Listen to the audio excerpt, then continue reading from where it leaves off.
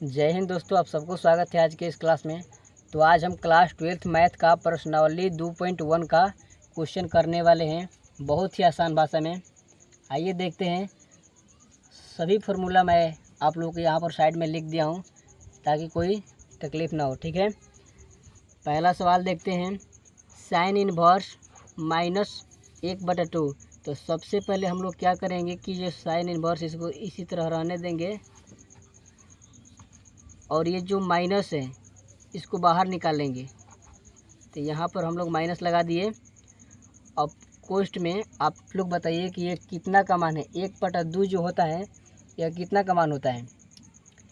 तो यह जो 1/2 होता है साइन 30 डिग्री का मान होता है, ठीक है। तो साइन 30 डिग्री को हम क्या लिख सकते हैं, π/6 लिख सकते हैं। साइन 30 डिग्री को π/6 लिख सकते हैं। पाई का मान होता है 180। यदि हम लोग 6 से कटाएंगे तो ये 36 18, ये कितना डिग्री हुआ, 30 डिग्री। तो यानी कि हम लोग साइन 30 डिग्री को π/6 लिख सकते हैं। तो यहाँ पर लिख देंगे साइन π/6। ये साइन से साइन ख़त्म हो जाता है, ठीक है। देखो ये फार्मूला में यहाँ क्या है, साइन इनवर्स कोष्ट में साइन थीटा बराबर क्या होता है, थीटा। यानी कि थीटा के स्थान पर यहाँ पर क्या है, π/6। तो यह हो जाएगा माइनस पहले से है माइनस, और ये ख़त्म हो गया। थीटा के स्थान पर क्या है, π/6। तो यहाँ पर हम लोग लिख देंगे π/6। यही हो गया इसका आंसर, ठीक है। इसी तरह दूसरा सवाल देखिए, कोस इनवर्स। तो यहाँ पर हम लोग पहले लिखेंगे कोस इनवर्स। अब आप लोग बताइए कि यह जो √3/2 होता है, तो रूट कोस में कितना √3/2 कोस में कितना डिग्री का मान होता है। तो आप लोगों को पता होना चाहिए कि ये जो √3/2 होता है कोस में 30 डिग्री का मान होता है। तो कोस 30 डिग्री को हम क्या लिख सकते हैं, π/6 लिख सकते हैं। तो यहाँ पर हम लोग लिखेंगे कोस π/6। इसका भी फार्मूला हमने यहाँ पर लिखा है कि कोस इनवर्स कोष्ट में कोस थीटा बराबर होता है थीटा, यानी कि थीटा के स्थान पर यहाँ है π/6। तो ये कोस से कोस ख़त्म, तो यहाँ थीटा के स्थान पर क्या है, π/6। तो इसको हम लोग लिखेंगे π/6। यही हो गया इसका आंसर। इसी तरह तीसरा सवाल है कि कोसेक इनवर्स 2। तो यहाँ पर हम लोग लिखेंगे कोसेक इनवर्स, और ये जो कोसेक में कितना डिग्री का मान 2 होता है। तो आप लोगों को पता होना चाहिए कि कोसेक में यह 30 डिग्री का मान होता है। अब आप लोग बोलिए कि सबका 30 डिग्री का मान होता है। तो भाई किताब का सवाल है और किताब से ही हम लोग बना रहे हैं, तो जैसा दिया रहेगा वही हम लोग बनाएंगे। तो देखिए यहाँ पर हो जाएगा कोस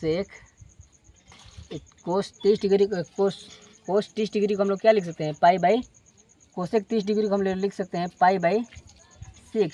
ये कोष्ट बन हो गया। यहाँ पर देखिए आप लोगों को यहाँ पर इसका भी फार्मूला हमने लिखा है कि कोसेक इनवर्स कोष्ट में कोसेक थीटा बराबर होता है थीटा, ठीक है। तो ये तो ख़त्म हो जाएगा। थीटा के स्थान पर क्या है, π/6। यही हो गया आंसर।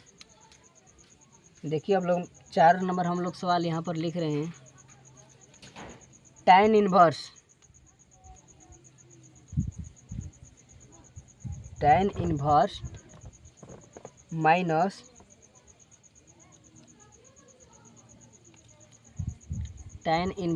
माइनस रूट में दिया है 3, ठीक है। तो इसको हम लोग बनाएंगे।